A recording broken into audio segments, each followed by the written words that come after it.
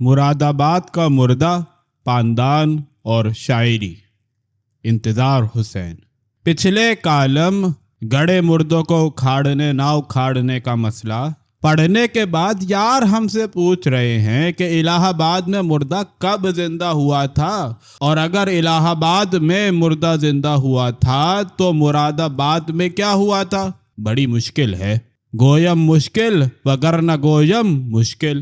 اصل میں صحافت بھی نیکی کر دریا میں ڈال والا مضمون ہے، اور دریا تو دریا ہوتا ہے، اس کی لہریں اس کے ساتھ جو بھی سلوک کریں۔ خیر، اگر الہ آباد کا حوالہ بیچ میں آ ہی گیا تو سوچنا چاہیے کہ مردہ بے شک مراد آباد میں زندہ ہوا ہو، مگر الہ آباد میں بھی تو کچھ ہوا ہوگا۔ اگر جستجو یہ ہے کہ یہاں کون سی انہونی ہوئی، تو ہمیں خیال آیا کہ یہ بھی تو انہونی ہے کہ الہ آباد سے لنگڑا چلا لاہور تک پہنچا۔ پس منظر اس کا یہ ہے کہ اکبر الہ آبادی نے آموں کے بھرے موسم میں لنگڑے آموں کی ایک پیٹی لاہور کے پتے پر علامہ اقبال کو بھیجی۔ علامہ صاحب آموں کے رسیا تھے، الہ آباد کے لنگڑے چوس کر بہت خوش ہوئے۔ بس اسی لذت میں ایک شعر حضرت اکبر ہی کے رنگ میں لکھ ڈالا، جس کا دوسرا مصرع ہم نے نقل کیا بھی۔ پہلا مصرع اس ڈر سے نقل نہیں کیا کہ اگر کہیں ذرا سی چوک ہو گئی تو پروفیسر رفیع الدین ہاشمی کے سامنے پھر شرمندہ ہونا پڑے گا۔ لنگڑا بھی الہ آباد کی سوغات ہوگی، تبھی تو اکبر الہ آبادی نے علامہ کو لنگڑوں کی پیٹی بھیجی تھی، مگر اصل میں تو الہ آبادی امرود مشہور ہیں۔ اس پر ہمیں پٹنہ کا اپنا ایک سفر یاد آ گیا۔ ہمارے ہوتے ہوئے وہاں ادیبوں کی ایک صحبت میں یہ بحث گرم تھی کہ اکبر الہ آبادی مفت میں الہ آبادی مشہور ہو گئے، حالانکہ وہ پیدا ہوئے تھے بہار میں۔ اس پر ہم نے عرض کیا کہ الہ آبادی کی گود میں لے دے کے دو ہی پھل تھے، امرود اور اکبر الہ آبادی۔ اب اکبر الہ آبادی کا تو بہار نے اچک لیا، الہ آباد کے پاس خالی امرود رہ گئے۔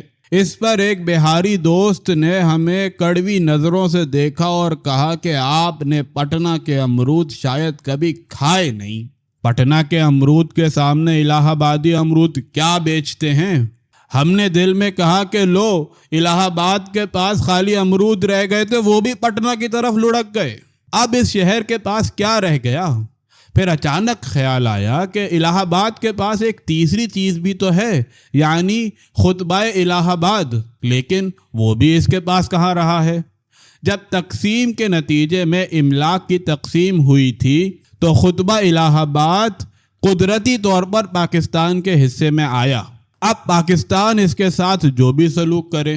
تاریخ کی بھی عجیب الٹ پھیر ہوتی ہے۔ 1930 عیسوی میں علامہ اقبال لاہور سے الہ آباد پہنچے اور آل انڈیا مسلم لیگ کے اجلاس کی صدارت کرتے ہوئے وہ تاریخی خطبہ پڑھا جس نے پاکستان کے خیال کو جنم دیا۔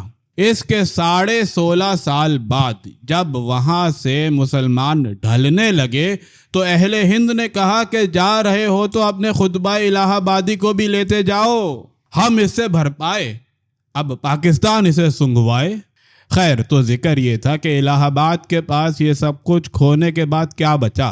سچ پوچھو تو پھر بھی بہت کچھ بچا رہا۔ گنگا ندی چھوٹی دولت ہے؟ ہاں، یاد آیا، ایک زمانے میں الہ آباد اور لکھنؤ والوں میں بہت لاگ ڈاٹ تھی۔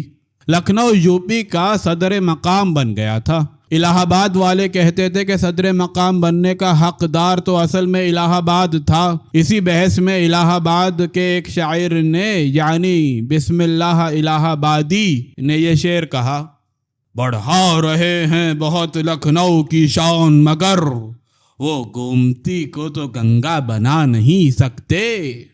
صحیح کہا، گومتی بیچاری تو چھوٹی سی پیاری ندیاں ہے، گنگا وہ ٹھاٹے مارتی ندی ہے جو ہمالیاتی بلندیوں سے، بلکہ یوں کہیے کہ دیومالائی بلندیوں سے نکل کر ہندوستان کے وسیع میدانوں سے گزرتی ہوئی خلیج بنگال میں پہنچ کر سمندر سے جا ملتی ہے۔ الہ آباد کا امتیاز یہ ہے کہ اس مقام پر جمنا ندی آ کر اپنی بڑی بہن گنگا سے گلے ملتی ہے، اور اس کمال سے ملتی ہے کہ دونوں ندیوں کے پانی برابر برابر بہتے ہیں مگر ایک دوسرے سے الگ پہچانے جاتے ہیں۔ ایک دھار اجلی اجلی، دوسری دھار سیاہی مائل۔ کہتے ہیں کہ ایک تیسری ندی بھی تھی جو تھی سرسوتی، وہ بھی ان دو ندیوں میں آ کر ملتی تھی۔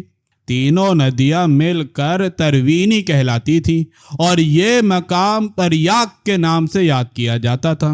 الہ آباد تو مسلمانوں کا دیا ہوا نام ہے، سرسوتی کا اب کہیں نام و نشان نہیں۔ پتہ نہیں پہلے بھی اس کا کوئی نام و نشان تھا یا بس قدیم آریاؤں کے دیو مالائی تخیل سے اس کا سوتا پھوٹا تھا۔